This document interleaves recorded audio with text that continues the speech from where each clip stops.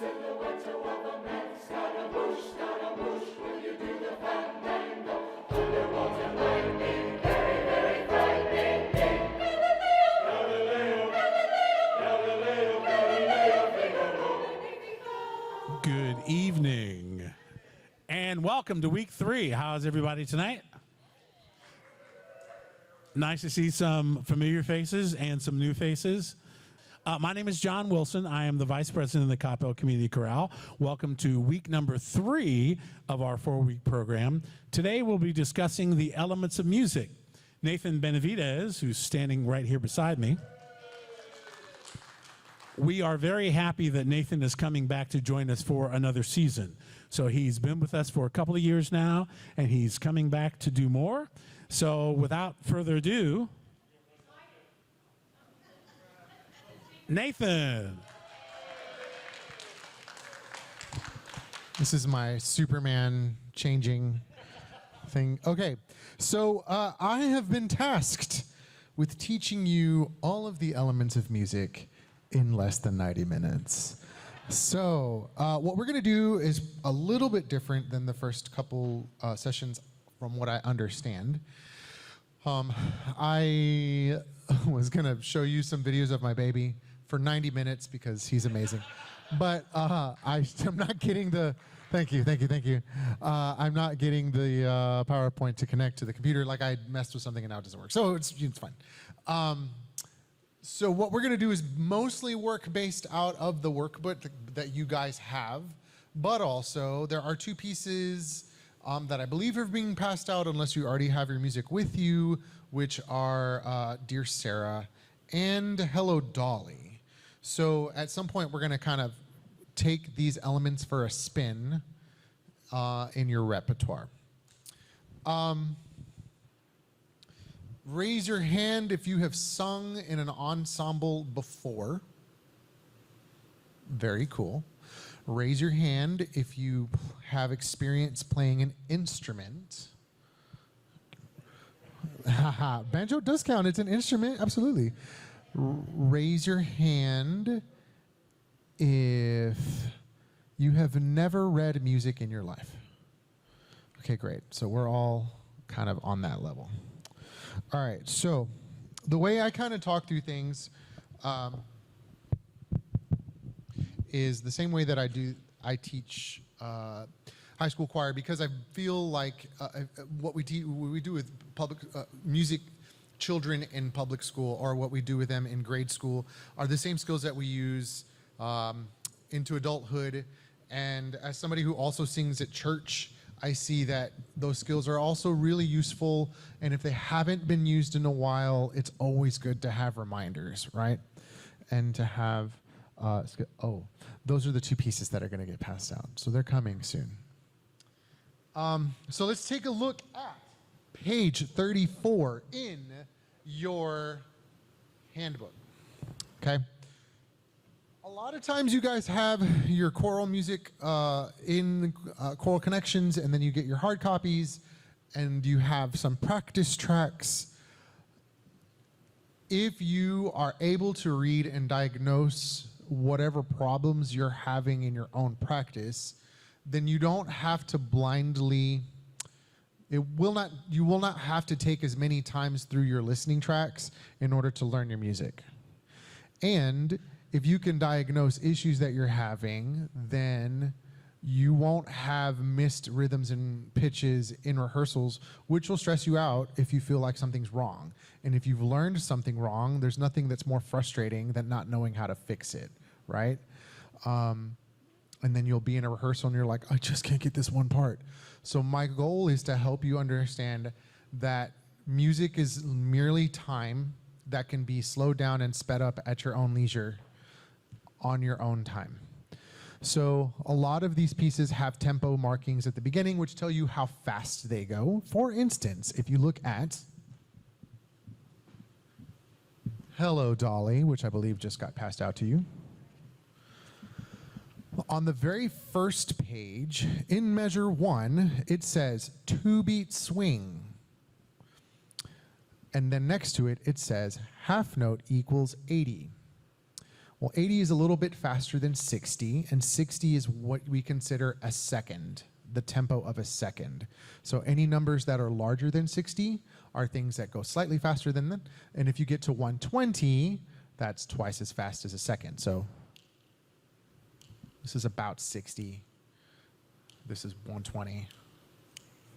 Okay, so this is just a little bit faster than a second. You don't have to practice at this tempo.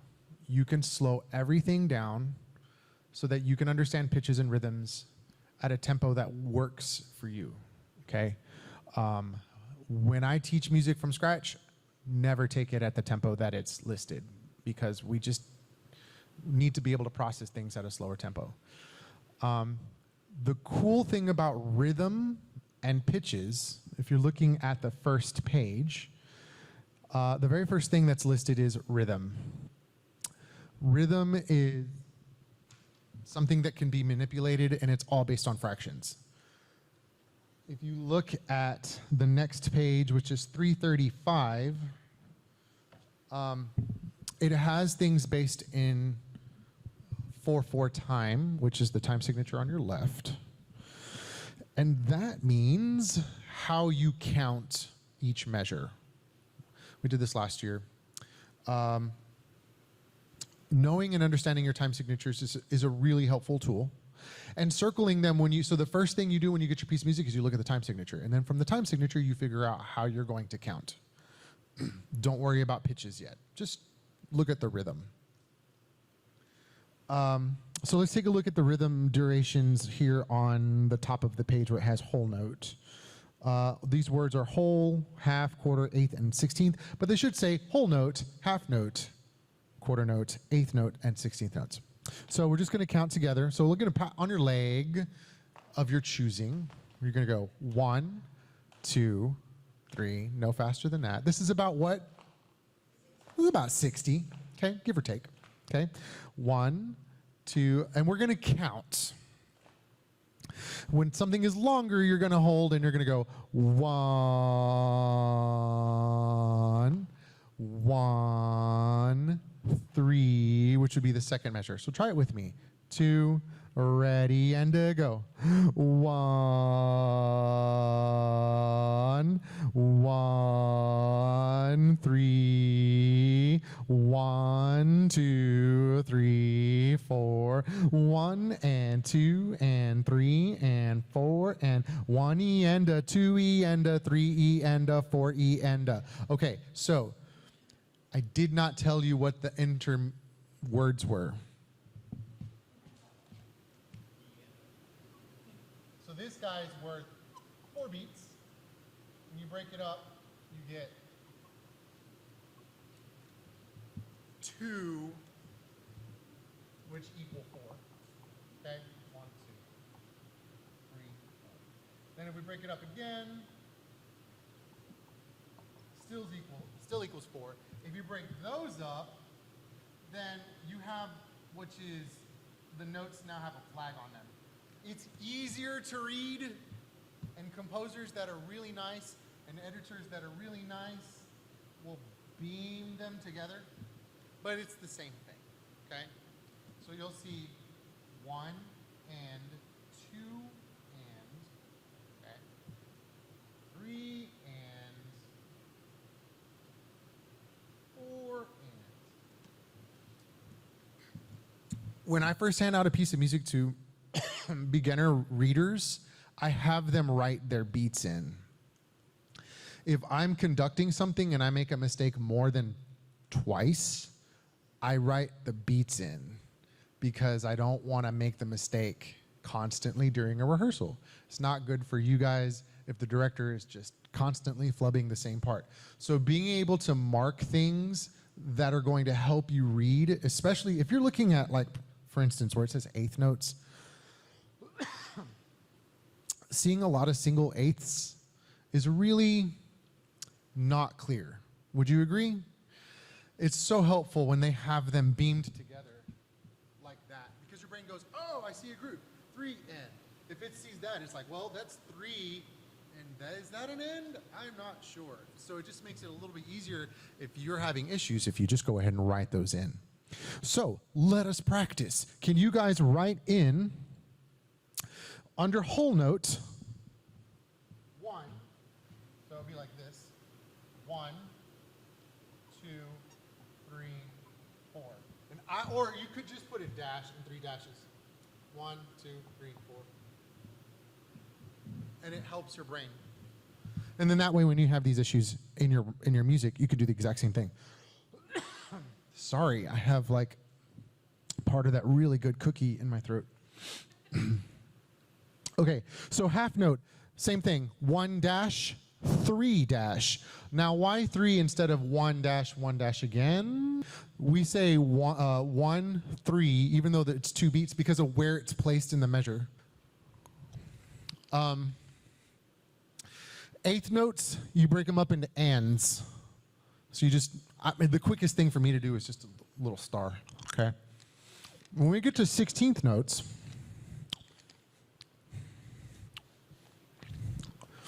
I'm going to put this over here, because otherwise it's going to get...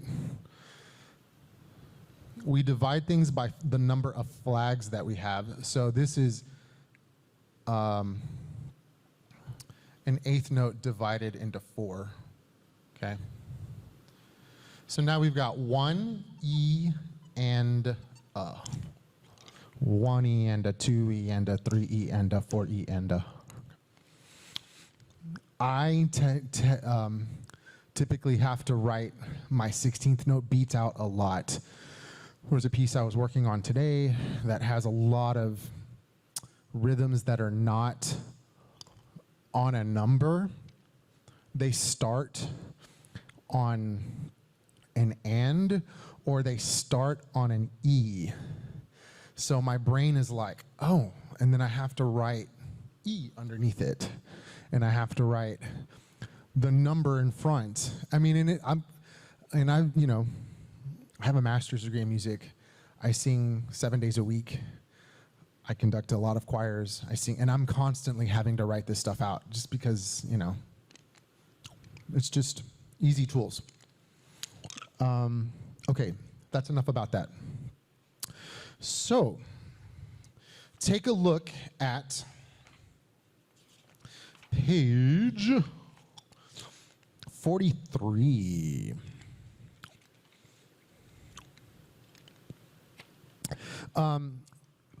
These are some sight reading exercises that we're gonna do a little bit of different things with, but in terms of counting, you can see that now we're sort of mixing different rhythms. If you would, with me, start at the top where it says singing scales, and let's just count that. We're only going to count like the first 4 bars, okay?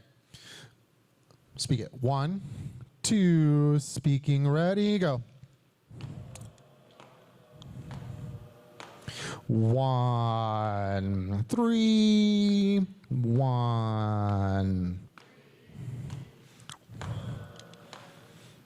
And stop. All right, cool. Now take a look at where it says singing seconds. The rhythms are different. Just do the first 4 bars.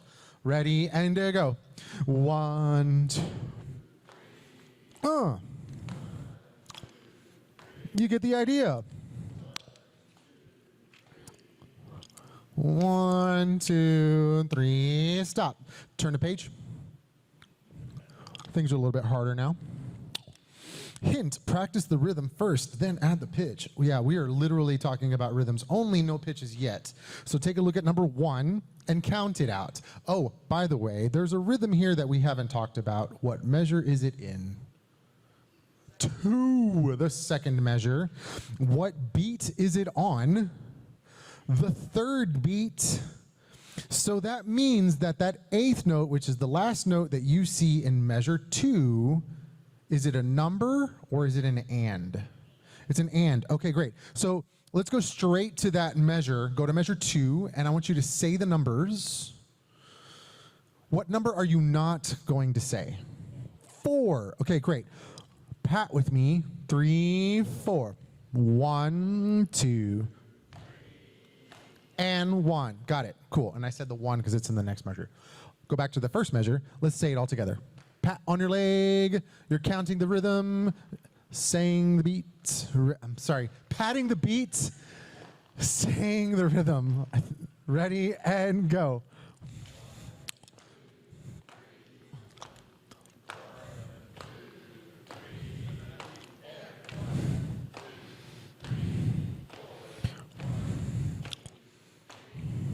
Okay, now we're going to go backwards.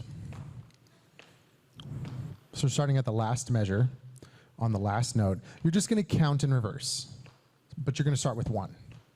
Ready and go. 1, 3, 4. 1, 2, 3, 4. 1 and 3, 4. 1. Okay, does that make sense? Try it again. 1, 2, ready, set, backwards. Ready and go.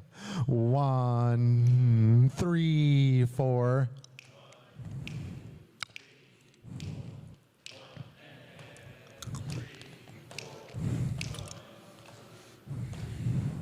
So what that shows you is that the amount of time that a note takes does not change no matter the direction that it's in, but it reverses.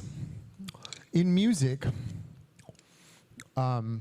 we call things that go backwards retrograde. So a lot of times you'll hear a composer that'll write a melody like this one, and they'll go, and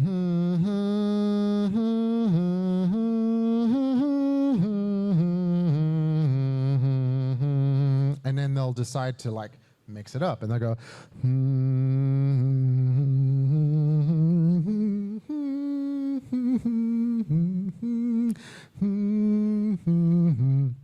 then they can make the song a lot fancier, and they just keep going by changing up ideas. So there are probably times that we've had music before where you're like, oh, that sounds like, it looks like the whole melody backwards, because it is. And so that's called retrograde. And so if you can sight read in both directions, it actually is a really good trick for your brain to understanding the spatial concepts of the music. Okay, so going back to the first page, which is measure 34, or page 34. We've talked about the rhythms and how that works. When things are not working, you slow it down. And I'm going to show you how to do that in your music in here in just a second. Turn the page, and we'll talk about melody. Melody is pitches and the height of pitches and the lowness of the pitches in the space of time and the rhythm that they are. So getting comfortable with intervals is a really important thing. I know that a couple weeks ago they talked about intervals quite a bit. I was going to show you a tool that you could use at home that apparently I'm not going to show you, so I'm going to tell you about it. Musictheory.net is an extremely good tool. It's free, and it has all of the elements that you have in this book, and then it takes you through, and you can do exercises to each activity. And you can put it on your phone. There's an app called Tenuto, the Tenuto app, which I'm not sure if you have to pay for that. The website is called musictheory.net. Musictheory.net. The app on your phone is called Tenuto.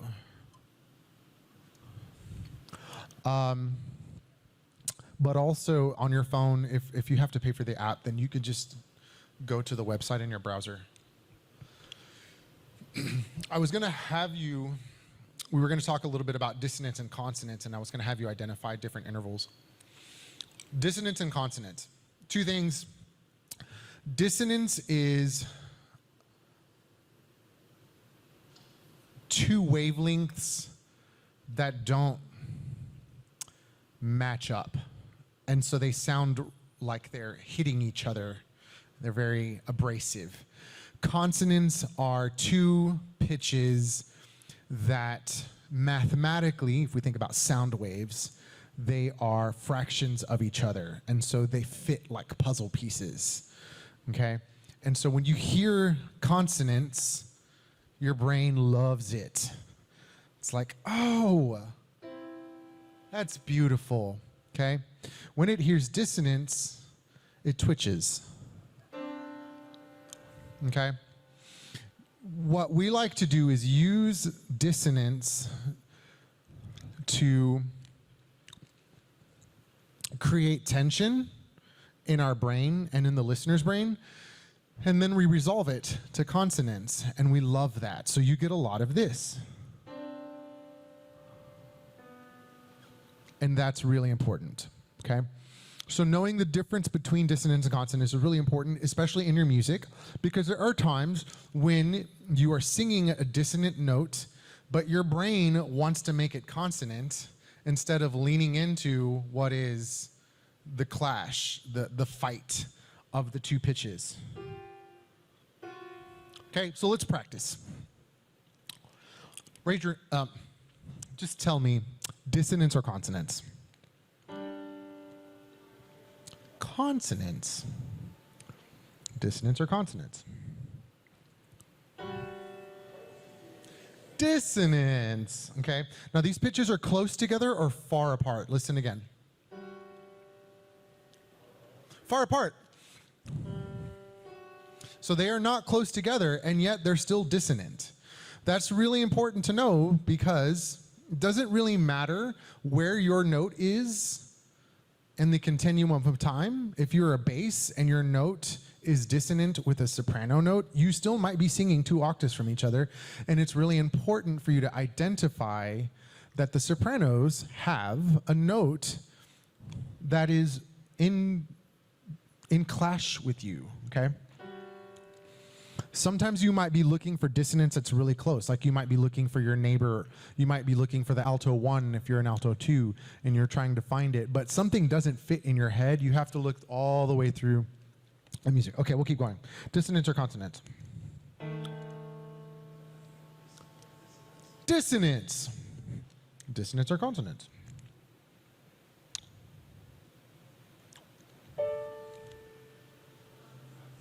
Consonant. Okay. Fourths are funny because fifths makes, if I were to reverse that, it would sound a little easier, but your brain is kind of, I think that's consonant, I'm pretty sure, okay? Just how you have things voiced and how you have things placed really changes things. Okay, so you get that.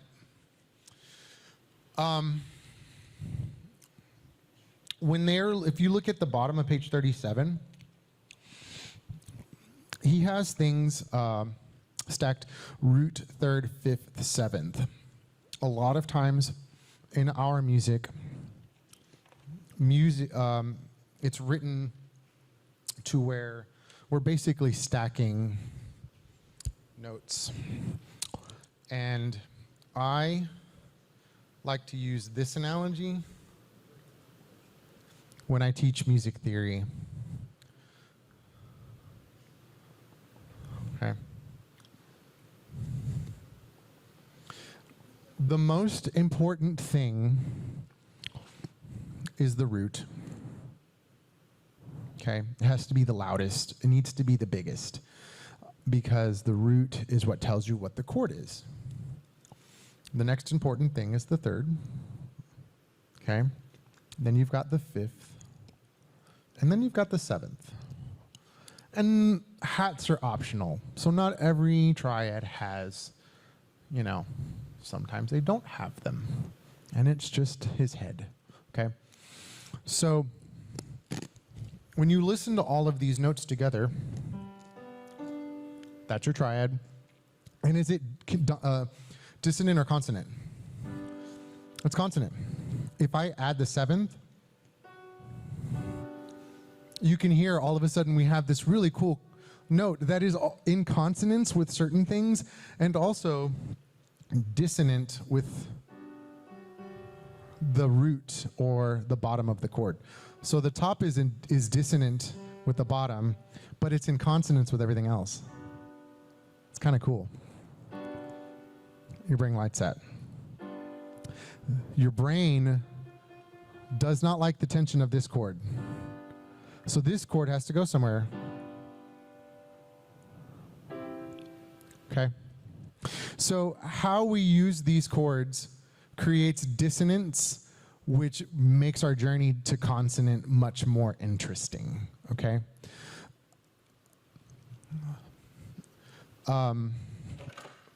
Sorry. When you look over here, like I was saying before, most of your consonants are going to be notes that look like this. If they're sharing a line, more than likely that's going to be consonant, okay? All consonant. If they're opposing lines and spaces, dissonant, okay? As we get a little bit further, it changes a little bit, okay? That's consonant, because it's a fourth, okay? But things that get really far apart, like if you're looking in your music and you have, we're looking at SATB stuff, really, really easy to find seconds and know that those are clashing. And that's a really good starting point. The bigger intervals might be a little bit harder to identify, and we will help you figure that stuff out. But troubleshooting, like I was telling you before, and looking for things that you as an individual member of a choir can say, there's something wrong. Somebody sounds like they're clashing with me and they're not supposed to, or I'm clashing with somebody. Am I supposed to be clashing right now? Am I singing in consonance or dissonance? And you start looking for different spots. If you're not as familiar with reading open scores, sometimes your clash can be in the piano. Having these moments where you're able to look at the piano and see if you can glean anything from that information is really helpful. Sometimes it might be overwhelming, and you just take what you can and then know when your limits are, if that makes sense. Okay, so going back to our scales, take a look at measure 40, page 43 again.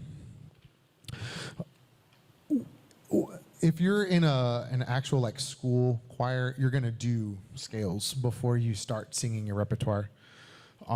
Because we have a community group where we only see each other once a week, it's a little bit easier for me teaching kids that I see every day in a choir that meets 3 times a week to take time to make sure that all of these skills are being embedded, where it's a little bit different for you guys. We have to sing through 7 pieces in about an hour and a half. So you need to be able to practice at home and kind of take these pieces on your own. How many of you are familiar with solfege? Okay, not a whole lot of you. Who counts using numbers? Pitches using numbers. Who reads letters? Okay. Who does not do any of those things? Okay, so I'm gonna say that sometimes it's easy to do things by proxy. So if you use all of the skills, you might use all the things that make sense to you. I'm sure that you remember do, a deer, a female deer, re, a drop of golden sun, okay? Me, a name. Didn't realize when I was a kid that that was actually the thing I was gonna be teaching for the rest of my life. So, knowing this scale is gonna go a long way. Okay? So, we're gonna sing together. Do, a deer, ready, set, and go.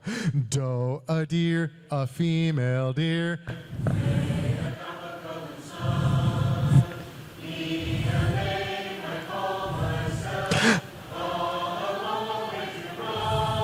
Stop, because that's where the song stops. So, do, re, mi, fa, sol, la, ti, do. Because that actually, oh no, wait, it is so, isn't it? Okay, let's try it again. I make mistakes. One more time. Ready, so, and go. So, la. T. That will bring us back to do.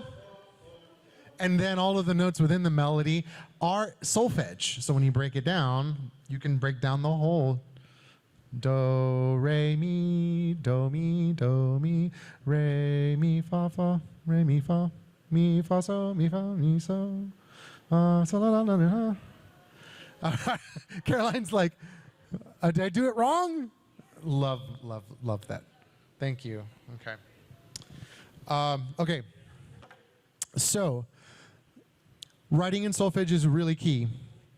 When you're looking at your music in rehearsals and something is tripping you up, take a second to write a solfege syllable in. It's totally normal and totally fine. Yes, sir.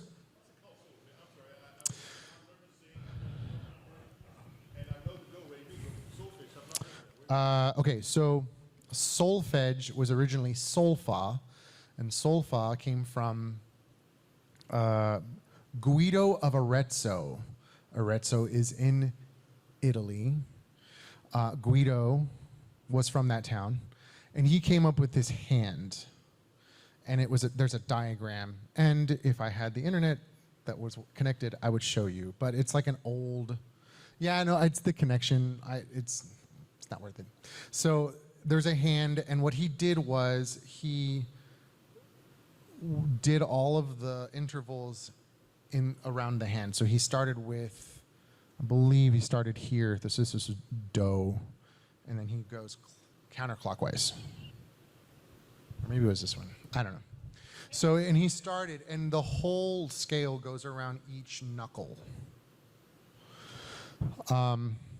And so when they were first teaching people, and he was doing that so that he would help teach people how to read music. He was trying to find a system that would work for them. So they would point, and that would be the different pitches.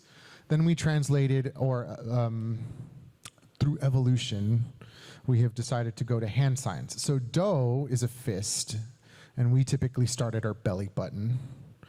Re is a house top, or like the side of a house. Mi is flat. Fa is pointing down. So is around your heart. La, ti, and do. And so we memorize that, and we sing that constantly. Being able to do that in yourself is actually going to be really helpful. I still use solfege like I use counting when I am singing somewhere, anywhere. If I'm having problems with something, I have to break it down into solfege. And then I'll sing it on solfege a couple times. Even if people around me are singing words, if I need solfege myself, then I'll sing it on solfege. And then I'll go back to words when I need it. And then sometimes I'll refresh, and I just go back and forth until I feel comfortable. But using that as a skill is great. If you are one that knows letters well, also good. But I do think that it is helpful to have that pattern of the major scale that you can go back to. So like if we're looking at the singing scales on the top of 43, that's all in the key of C, meaning there are no sharps, no flats, no accidentals. So the first note that we start on is what solfege syllable? Do.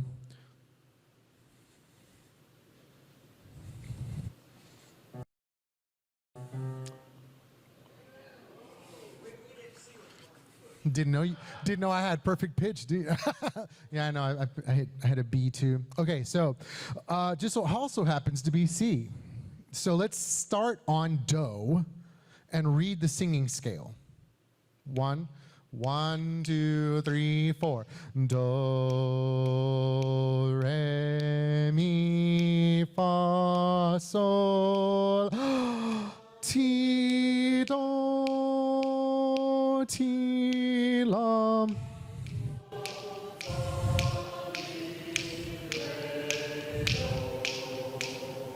Cool. This time, I want you to take out the notes fa and ti. So we're going to sing all the way through that scale, but we're not going to sing fa and ti, but we're going to leave the space of silence for those two notes. Does that make sense? Okay, here we go. 1, 2, go. Do. Shh. Do, la, sol, mi, re. Cool. Add fa and ti back, but take out so and mi. Here we go. 1, 2, go. Do, re, so, ti.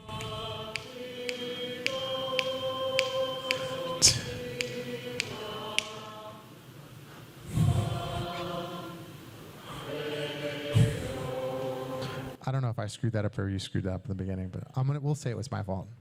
Okay. When in doubt, blame me. It's great. That's what everybody else does. I'm just kidding. Okay. Okay. So, also playing tricks on your brain. One of the things that I tell my students at school is when you don't know what an interval is. First of all, that exercise is really good because it teaches you that you have to give space. And you're learning intervals. So we just took out 2 notes and you're having to navigate the third while not, your ear has to hear the note that you didn't sing and you have to give space for that. If you're not sure what the distance is between 2 notes, you start at do and then sing up to the note that you can't find. So some of us were having a hard time with fa. Do, re, mi, fa, do, fa, do, fa, do, re, mi, fa, sol, la, do, la. Making yourself start at the root, which is the home note, do, and then singing up to the note that you're having problems with is a really good tool. Okay, so check out singing seconds. I'm going to do something a little different with this. I want you to sing the exercise first.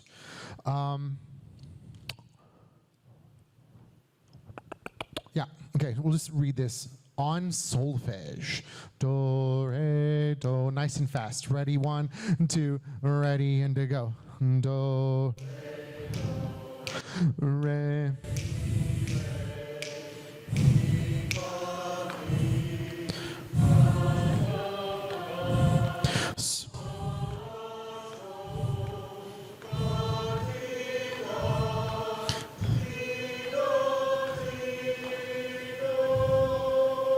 Okay, so we're still in the key of C. For some of you, you might realize that halfway through that scale, your voice felt like it needed a shift, right?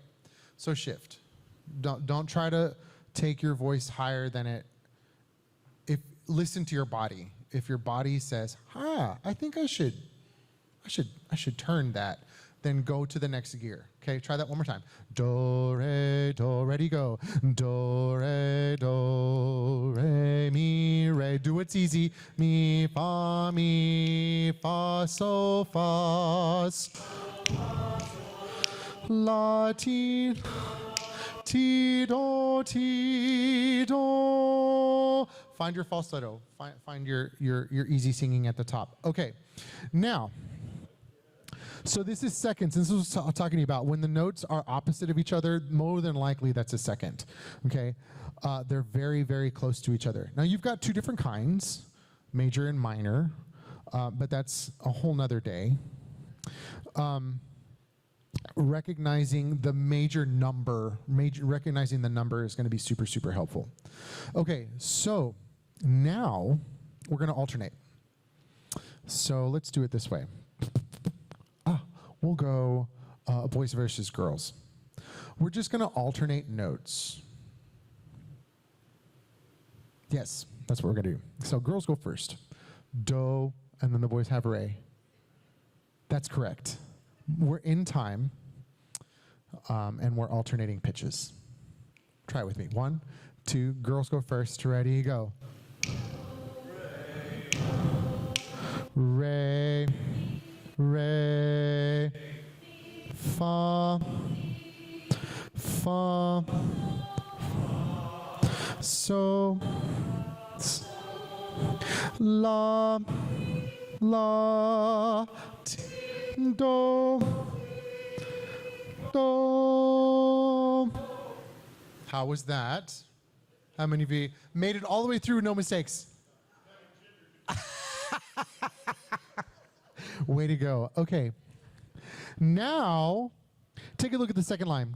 A little faster. Do, ti, do. We're going to read it Going down. 1, 2, go. Do, ti, la. So, fa, mi, red. Boys sing the bottom line, girls sing the top line. Do, re, do, ti, do, 2. Ready? Go. Nope, girls are reading the top line. Do, re, do. So the ladies are ascending while the men are descending. 1, 2, ready, and go.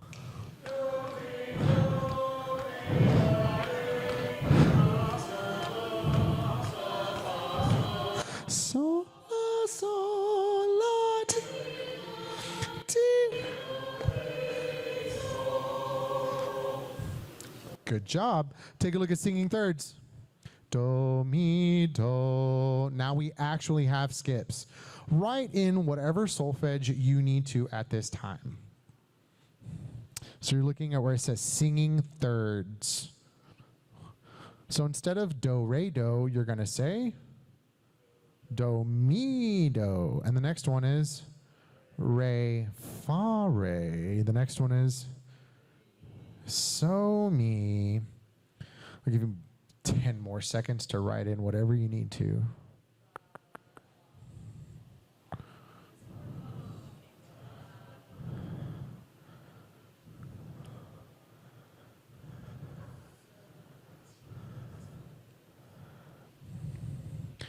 Okay, we're going to go back to a little bit slower because your brain needs to navigate these jumps. Do, mi, do, tune. 1, 2, ready, singing and go. Do, mi, do, and pause. Sing do, re, mi. Sing do, mi. There you go. Ready and go.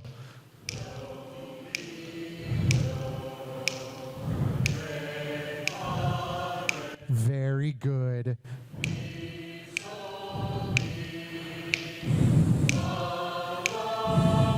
Good job. There. Ti, re, ti, do. Okay, so the other thing about this exercise that I kind of like is that sometimes we make things harder than they need to be. Meaning, this pattern starts at one note, jumps to another note, and then goes back to the same note. And I hear some folks that are choosing their own adventure on the third note of every pattern, which is really lovely. However, don't make it harder than it has to be. Sing the note that you came from. Does that make sense? So look for patterns, and sometimes it's good to go, wait a minute, why am I making that so hard? It's the exact same note as the other one. Okay, so just try to do that. One more time. 1, 2, ready, set, to, and go. Do, mi, do, pause, say do, re, mi. Sing do, mi. Okay, ready, and go. Do, re. There you go. Good job. Uh-huh.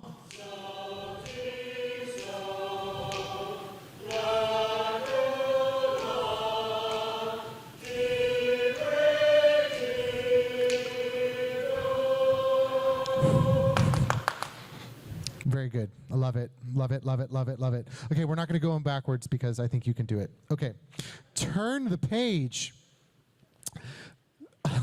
This, honestly, Mr. Brown, Dr. Brown, I like that he put these in here because you can have these with you forever, and it's so cool to just kind of go through them and check. And if you have a piano and a keyboard, you can just check to make sure that you're singing the right pitches, and it's taking all of the rhythms out, and you're just looking at intervals, okay? So this is fourths and fifths, and Lord, he mixed them in together. Okay, so the first interval, what is it, a fourth or a fifth? It's a fourth. Okay, easy way for me to know fourths when I started doing this, I would always get them confused. A fourth is spatially the opposite of whatever the bottom note is. So whatever's on the top will be, if the bottom note's a line, then the top note's a space. Fifths share the same line or spaces, okay? So that first note is do to what? Fa, cool. And then back down to sweet.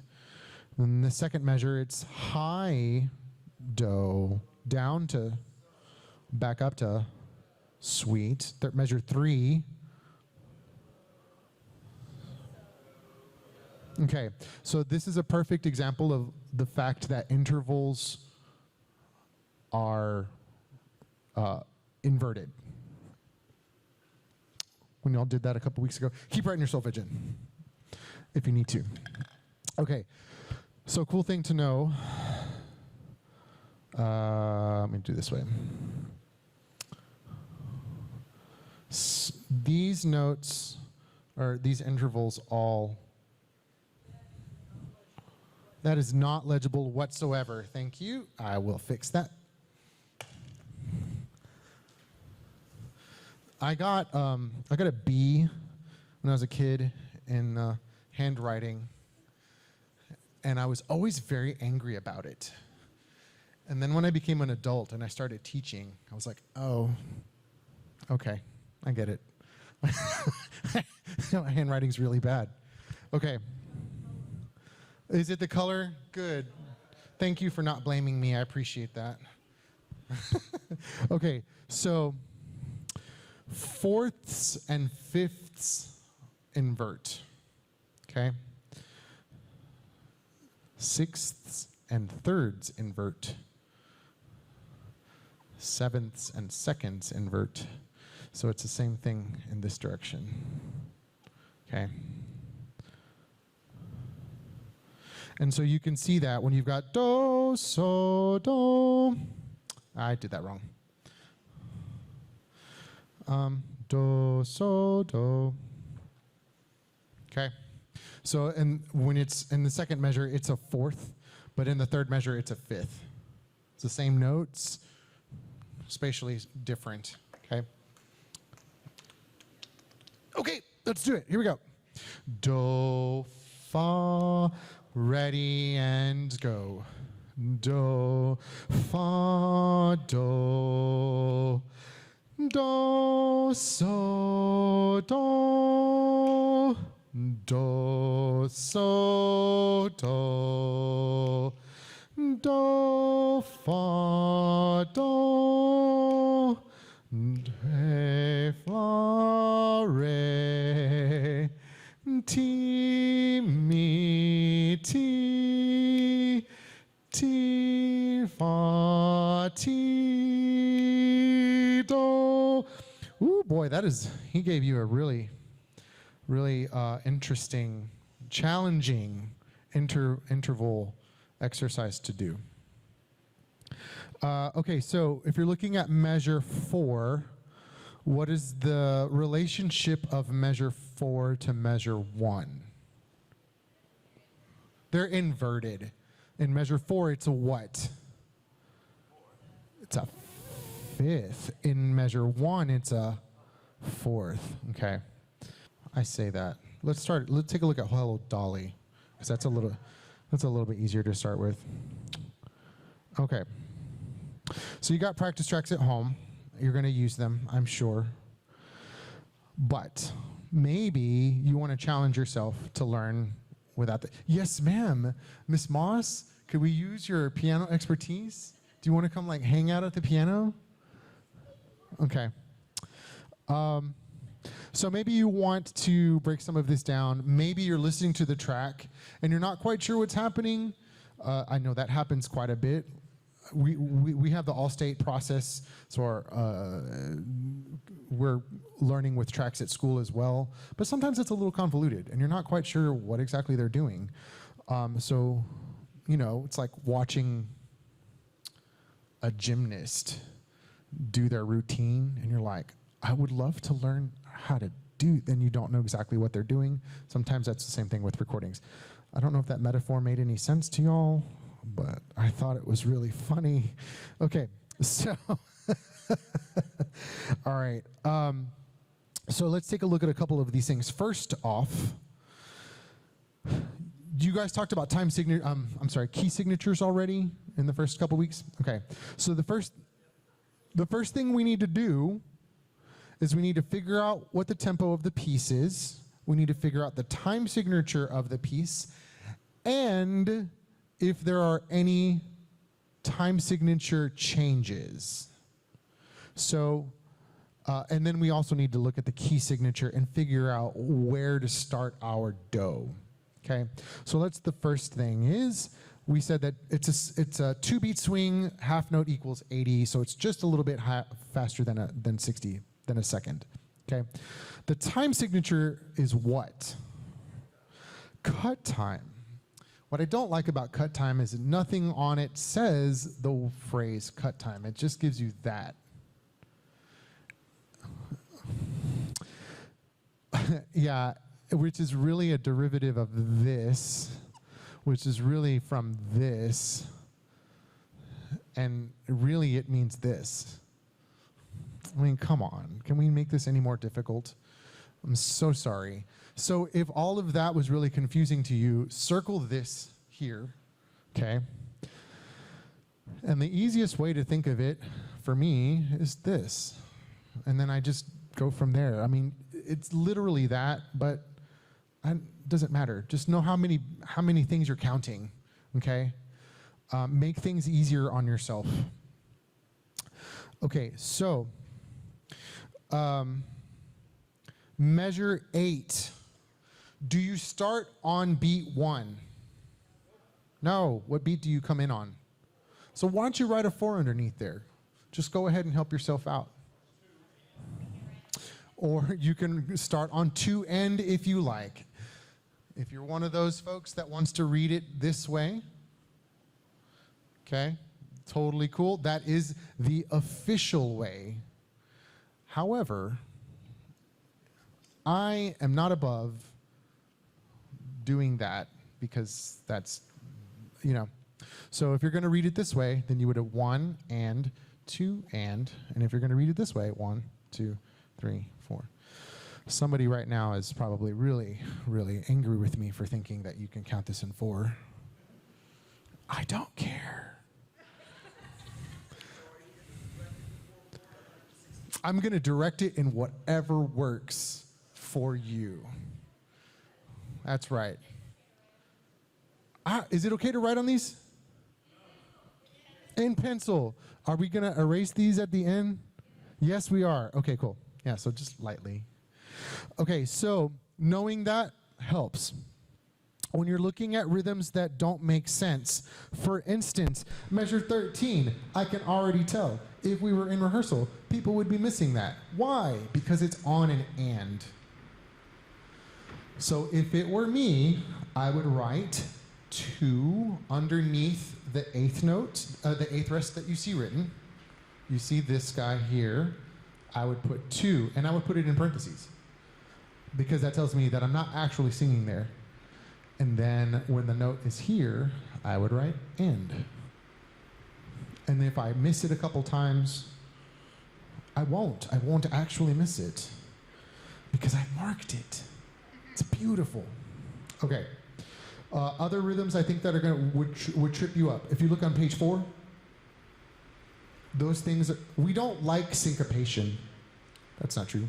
We do like syncopation. We don't like reading syncopation, okay? Anytime composers take the beats and they redistribute them or they truncate them, that always tends to trip us up. So measure 21, glowing, can totally throw you off. That next note is going to throw you off. Crowing, totally going to throw you off. So I would write my beats in there. Okay. All right, so let's play a little bit. We're not going to sing. We're just going to read whilst you give us some accompaniment underneath. If you would just play the tune. I'm sorry, play the piano. Is that cool? Yes, ma'am, the accompaniment part. Okay, so we're gonna start at measure 7. She's gonna start playing at measure 7, and we're gonna count when we come in, okay?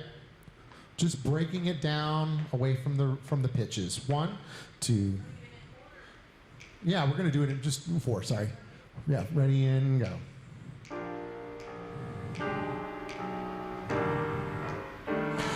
4, 1, 1, and 3, 4, 1, 1, and 3, 4, 1, and 3, 4, 1, 2, 3, 4, and 2, 3, 4, 1,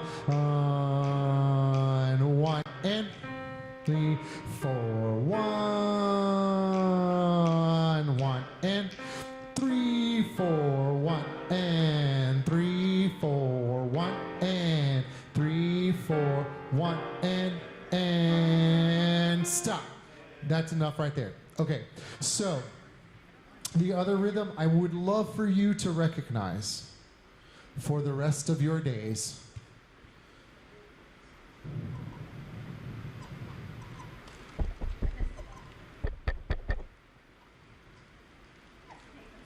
is that one. In elementary, we call it syncopa. And the elementary kids have to go syncopa. Ti-ti-ta. 1. Okay, this rhythm is in everything that we do all the time, okay? It's like... Is there a dot? No, sir. Tis no dot. Okay? So recognizing that pattern and then being able to recognize it all over your music is a really, really, really helpful tool. Like, for instance, it's at what measure? 23. Do you see it anywhere else in this piece? Quick little survey. 38, you say? True, it is at 38. Find another measure.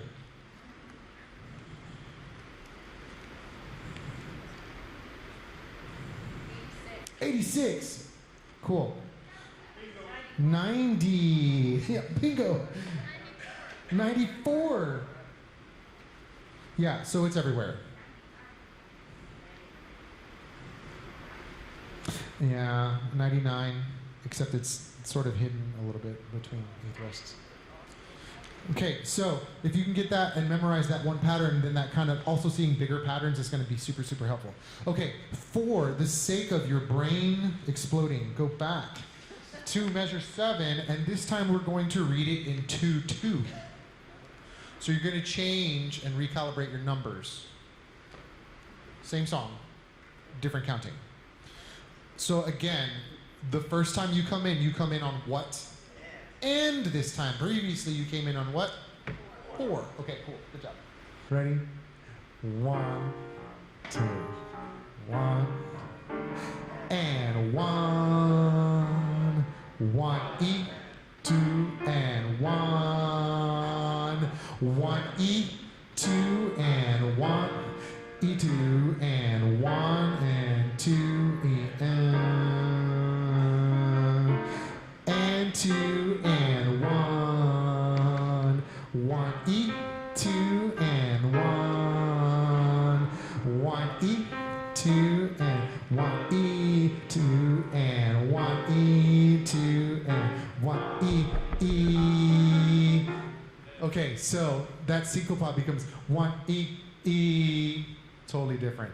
I think it's easier to read in 4 if you're trying to break things down.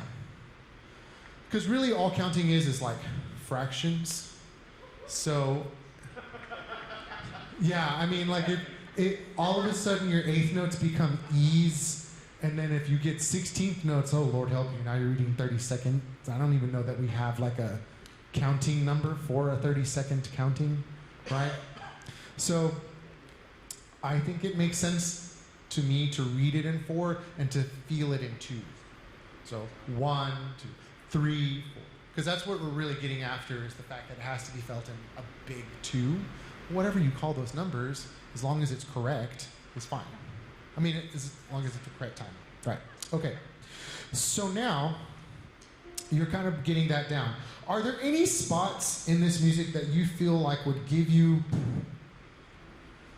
grief at home in practice? 99. Measure 99? Okay. So, I think that's a great point. Like, the things that are probably going to give you problems are the things where you have eighths, sixteenths, and combinations of rests, okay? It's real easy to read quarter notes and quarter rests. When the fractions start to get a little bit more quick, that's when we start to see. And honestly, that's when you have more writing. So you just see more ink. And the more ink you see, sometimes the more stressful it can be to discern it, right? So the first thing you're going to look at is in beat 1, things are stemmed together. So we're looking at measure 99, right? So how are you going to say the first 2 notes? 1 and. The next thing that you see is a what? A rest. What kind of rest is it? It's an 8th rest. So if we were reading this in 4/4, we would write 1 and 2 parentheses. I'm sorry. Yeah. And yeah, and 3 parentheses and 4. And then you would just take it out of time. 1 and 4. And you do that at home without the track at a pace that makes sense to you. And then when you feel comfortable with it, go back and add the track. And it's going to make your practice way more efficient, because you're not going to have to listen to it 70 times. Okay? Okay. So if you feel like you need to write that in, well, no, you can't. You got to turn it back in anyway. So, okay. You know how to do that. Sweet, sweet, sweet, sweet, sweet, sweet, sweet. Okay. When you are... Okay, let's go back and look at pitches. Go back to letter A. Actually, no. We'll take a break from that one. We'll take a look at Dear Sarah, because I only got a little bit more time left. Dear Sarah is what I'm saying, like, there's a lot of ink. Would you agree? What is the fastest, the smallest note that you see? 16th notes.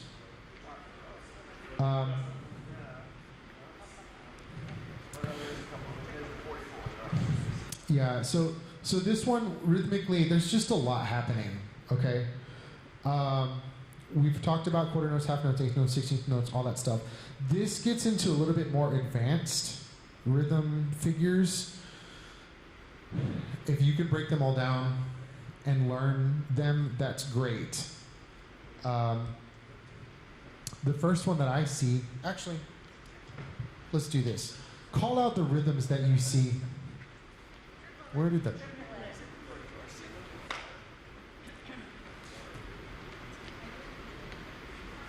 Oh, I'm looking in the voice part throughout the piece. What rhythms do you see that we're going to have to deal with? Triplets.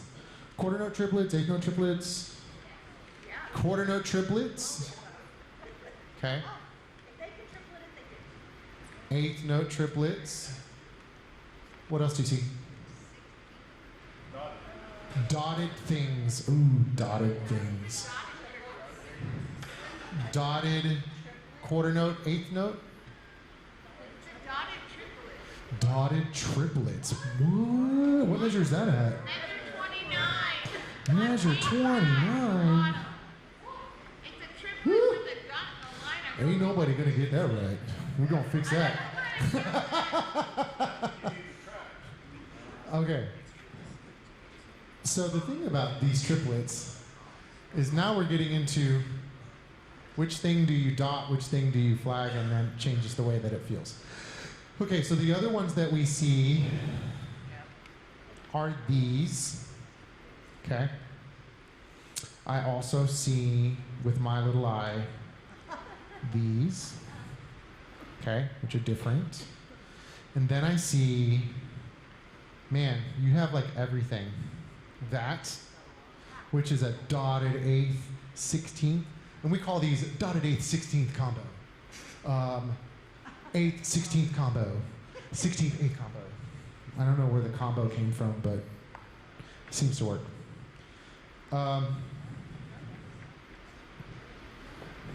This guy is the opposite of this guy. This guy's the opposite of this guy.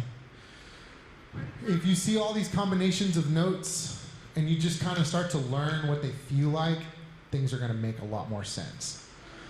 Identifying, for instance, page 4, the basses and tenors have a dotted 8th, 16th pairing, okay? 1, E, 1, E. Knowing but that dot makes things longer. By the way, we didn't talk about dots, but what does a dot do? A dot adds half the value of a note, correct. So if you're looking at, and you're having problems with any of these figures, the best thing for you to do is to go back to the basics. Do, ba, do, ba, do, ba, do. Okay, and think of it in one grouping of 16th notes, and then deciding how it's written, knowing what to connect, okay? So this is how you would subdivide it, okay? So, for instance, this dotted 8th, 16th basically means you're going to go 1 E and up, up. Okay, this guy, if you broke it down into 16ths, means you're going to connect the last 3. Da. What E? I'm sorry, what? Yeah, that didn't register. Okay, so if I'm looking at these figures, I'm gonna push it back so Miss Moss can grade me. Okay. So I always take these notes in my head and I reduce them to the 16th note. And then I remind myself how they feel according to the 16th note pairing. And I just start connecting things. Okay? So, for instance, start off by going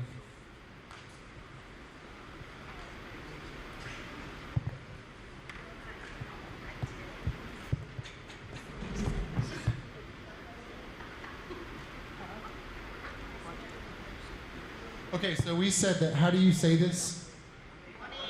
1 E and say it with me, ready and go. 1 E and Cool, if I wanted you to connect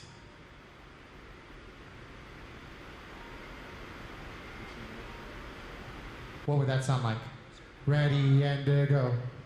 1 and Cool, that sounds exactly like this.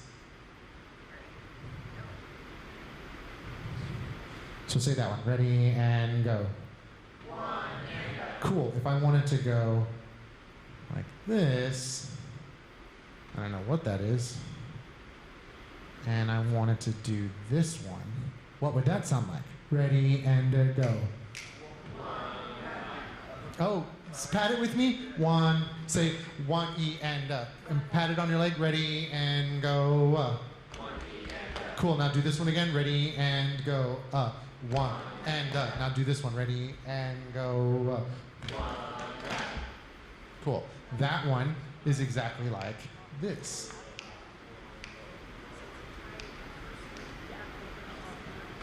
So now say this one. Ready and go. 1.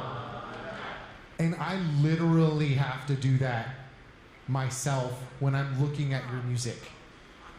And I've seen these rhythms ad nauseum, 8 hours a day. And I still have to like break them down, and I'll screw these up, and then a kid will be like, they're 14, they're like, no sir, that's not right. And I'm like, what? And then I look and they'll wait for me to do it correctly, and then I'm like, oh, okay, 1 up. Okay, so it's, you know, we all have to humble ourselves, right? And so that's how you would figure these out. The triplets and the eighth note triplets.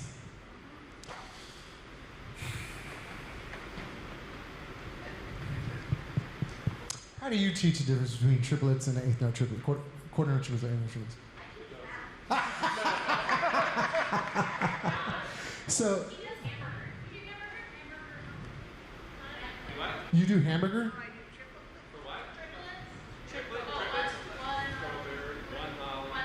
Oh, but if you're thinking of the difference between quarter note and eighth notes. Yeah. Quarter notes in two beats has the 3 beats in 2, and eighth notes are the 3 beats in 1 beat. Yeah. So, like if you're looking at, and we've got both of them in here. Yeah, we do. So if you're looking at 21, or 15, or measure 25. Ladies have it there. Okay. So if we're in 4/4 time. 1, 2. By the way, are we in 4/4 time or are we in cut time? We are in 4/4 time. So 1, 2, 3, 4. Say that with me. Ready? And pat on your leg. Go. Okay. These triplets take up half the measure. So these triplets take up how many beats in 4/4 time? Okay. So now, so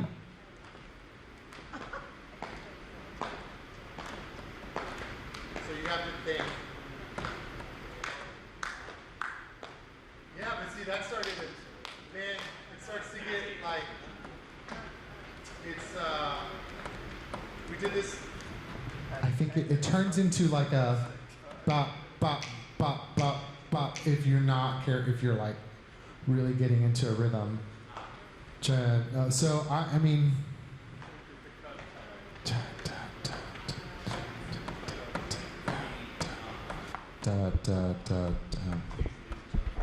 I'm going to think about this. So if you did eighth note triplets, that's the easy one. The one that's hard is quarter notes in 4/4. Wouldn't you agree, or would you disagree with that?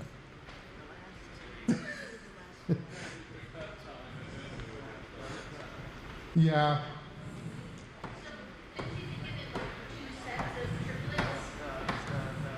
Yeah.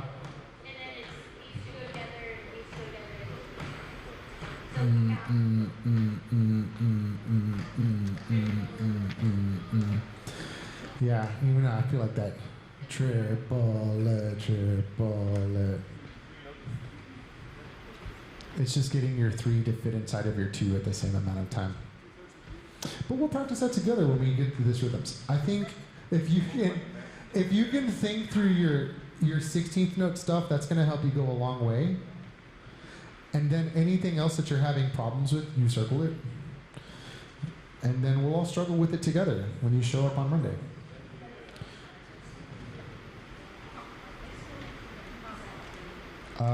Okay. Anything else you need to look at? Measure 38, y'all. In the ladies' parts. That rhythm at the beginning is what? Or what did I tell you it was called? It's syncopation, but it looks a little bit different because that last part of the syncopation is 16th notes. And I think that gets really hard because not all the stuff is flagged. You see how it's like, oh wait. So taking the time to sit there and actually write the beats in so that you're not so confused with things like that, I think would be super helpful. Ties are also a really easy way to throw yourself off because they start to think of things without ties first. So if you're looking at measure 35, this is that figure 1, E2, 1, E2, and if you're not quite sure what that is, you break it down into the 16th notes, okay?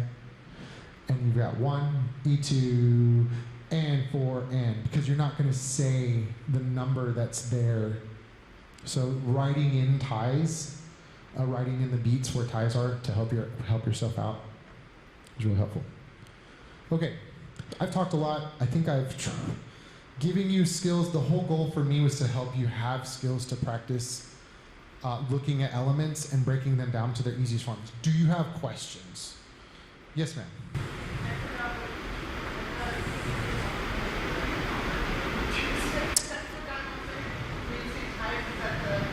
Okay, yeah, ties are the things that connect the notes together. Literally that. And the difference between a tie and a slur is what?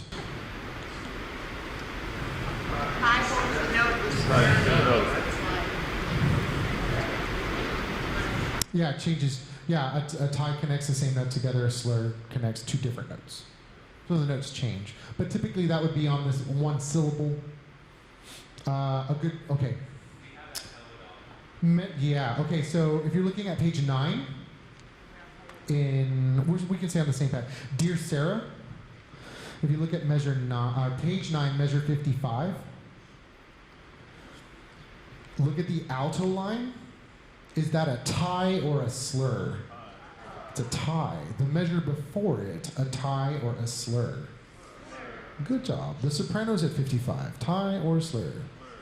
Slur. Okay, so, and in this particular instance, you're going to say yet on all of the notes that are tied together. Okay? If you look at country, the next measure, 56. Country comes over me.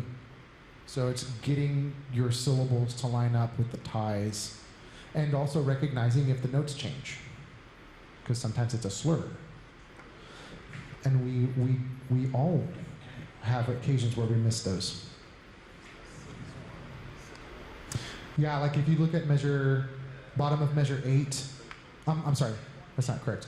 Bottom of page 8, the word cables, basses, tenors, altos all have a tie. Their pitches do not change, but the sopranos have to watch out because their notes change. That's not, no, just ignore me. You know what? I tried. I tried to be real smart. Okay, next question.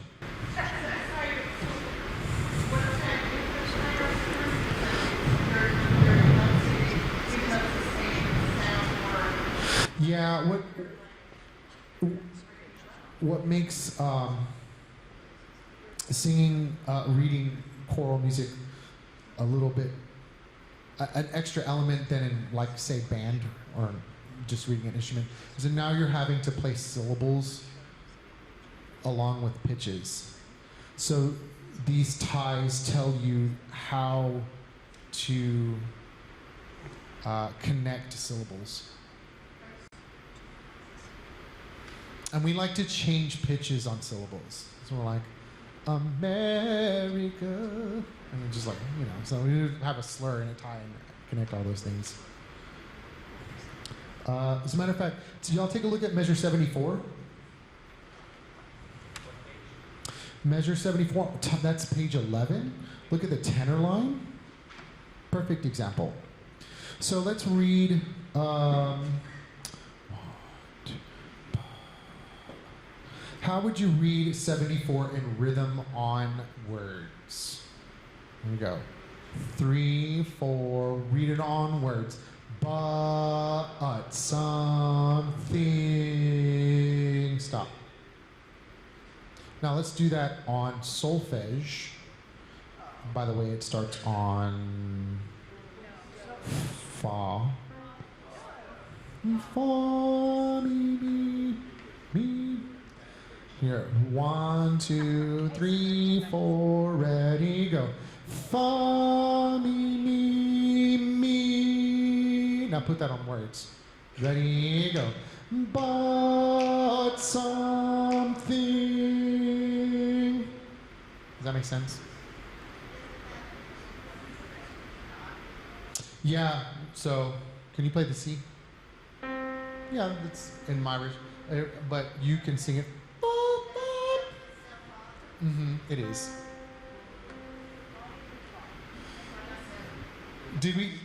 Okay, so when we were talking about key signatures. Yeah, so this is the key of G. So we've got 1 sharp in our key signature. And did he talk to you guys about how to find keys? Okay. Can somebody remind me? I'm sorry?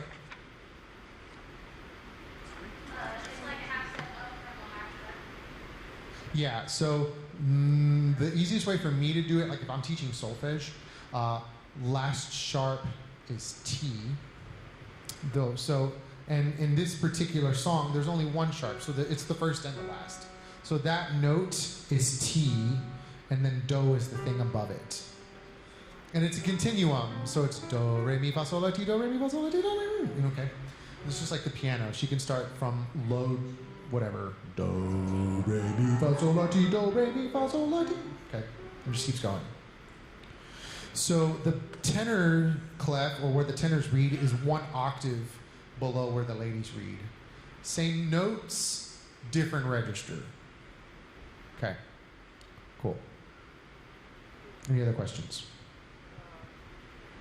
I've given you a lot of information. Hopefully this is helpful. Okay. All right, I'm gonna stop you there. Yeah. I'm gonna stop me there. Can I say my biggest takeaway from Nathan? Yes, ma'am.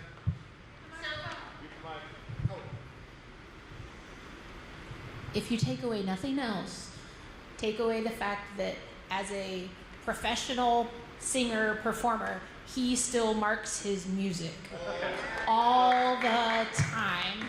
So when your director says, hey, you need to rest there, or hey, watch that rhythm, then y'all need to be writing that down. Don't be like, oh, I'll remember it. I'll remember what I had for lunch yesterday, right? So write it down. And don't wait for us to tell you to write it down. If you make a mistake once, give yourself a chance, maybe, but circle it. Twice, write something in. 3 times, I don't know, just very aggressively. The more spots I miss, the more aggressive my markings to myself become. Okay. Let's hear it for Nathan. Nice job.